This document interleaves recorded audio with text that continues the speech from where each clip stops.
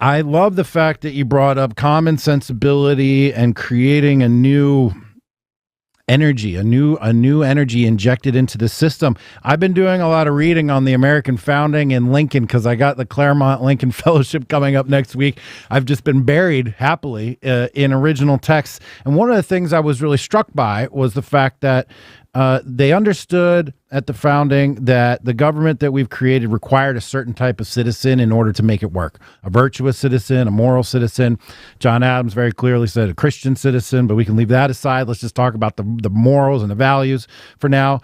And that they wanted to create public schools to teach children about the virtues of Republican government so that they could be better citizens within the system. Lincoln talked about the need for a political religion, which is sort of the same thing, I believe, just this extreme patriotism to understand the value and the gift and the miracle that we have of Republican government.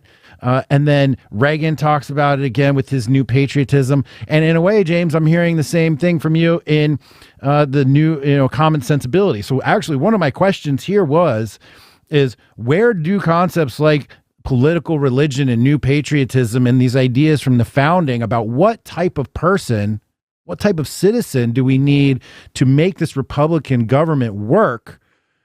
How does that play into our future, James? So just continue to expand on this thought, because I think that we're seeing this the same way here. Yeah, I really actually like what Chris just said too, just to be really clear, in the way that he actually positioned it, that part of that common sensibility, because I hadn't thought to frame it this way, needs to be a common sensibility about what this country means and what the goals of this country are, what direction we want the country to go, what it means, and therefore also to be a citizen of this country. And whether we call it a political religion or whatever, fine. For me, the view is, though, that there should be civic values. And I think that civic values are actually core to what a nation means. And it's not just, a geographical area with borders, because if we go back just back to basics, what is a border? A border is a line, a political line on a piece of dirt that indicates where one set of laws ends and another set of laws begins.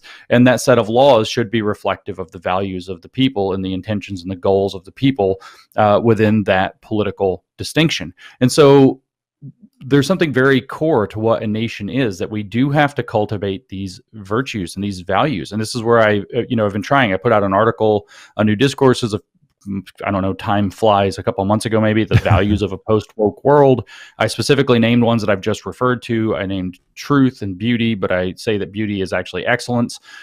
Truth, beauty, excellence, responsibility, liberty, merit, competence. These are values, and there are others. I'm not trying to say that these ones that I named are exclusive, but these values are actually necessary. Understanding actually how a Republican system of government works, how it's supposed to work, why we have divided powers, why we don't rule by a series of large numbers of executive orders, for example, what the point of the entire American experiment was to prevent tyranny, and then following from that, using that engaged civic mindedness and citizenry to shape institutions in the exact way that Chris is talking about is what we need to be focusing on. So I do think it does take a certain kind of person, though. It takes, and if we want to cut it to the simplest possible division, and this is the work of a friend of mine, is that it just has to come down to, when you have a country that's a republic, it comes down to the simple division of responsibility versus resentment.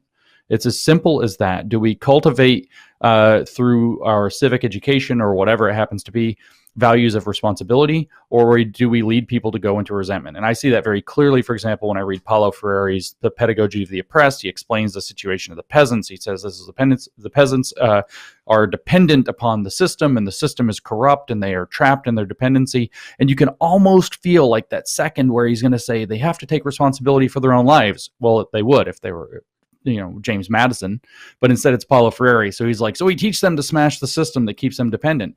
And that right there is the fundamental distinction. So having the values that cultivate an attitude of tending toward responsibility and taking responsibility in a way that builds a better world and a better country, and better citizens, better individuals, at that for that matter, I think is absolutely necessary. I think you are correct in your reading of the founders that it does require somebody who's willing to aligned with virtues and that understands what the point of the polity is if we're going to have a successful republic. And that's why you have a republic, if you can keep it.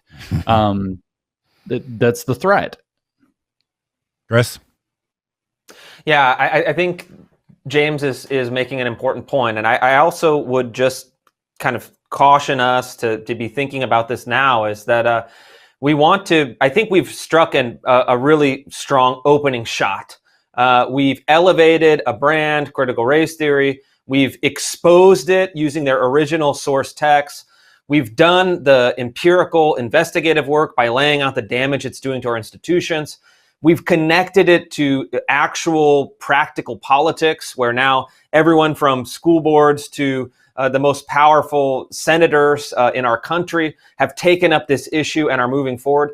But we need to now create a policy platform and program to figure out how to translate these conceptual ideas, these principles and philosophies and desires into a kind of package where then very busy state legislators and federal legislators and President of the United States maybe in 2024 can actually take it as a ready to go package of what to get done. Because one thing we saw in the Trump years, that President Trump won on a pretty clear mandate. I mean, his policies were very simple, but he had very clear policies. I think everyone knew what he wanted to achieve.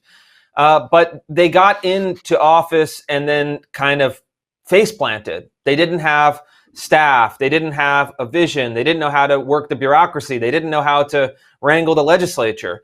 And then they essentially outsourced the policymaking process to kind of Reaganite Republicans who passed a big corporate tax cut, which I think, wasn't really in line with Trump's core priorities, took energy away from other pursuits, and then kind of really limited the actual achievements of his administration. I think we're going to be really honest about what happened. Yeah. And then we need to learn from that. So we need to have a kind of plan. And I think one of the things that Heritage Foundation did, for example, in the late 70s, getting ready for Ronald Reagan, was they released like 1,000-page policy book, basically saying, here are all the areas of government. These are what we want to do. Here are the policy papers. Here are the implementation plans. Reagan got in there. His staff got in there and they said, well, this is a big, nice policy book. This seems like something we should do. And then boom, boom, boom, boom, boom, boom, boom. 1, 2, 3, 4, 5, 6, 7, 8.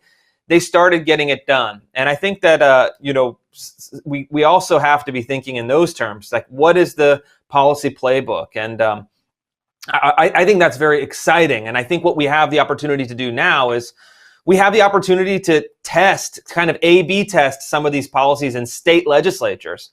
And I think one final brief point is that my vision and my hope is that we can actually revive this idea of pluralism in our country. I don't want to impose my values on people in Berkeley or Brooklyn or, wherever, someplace where the kind of political values are quite different from mine.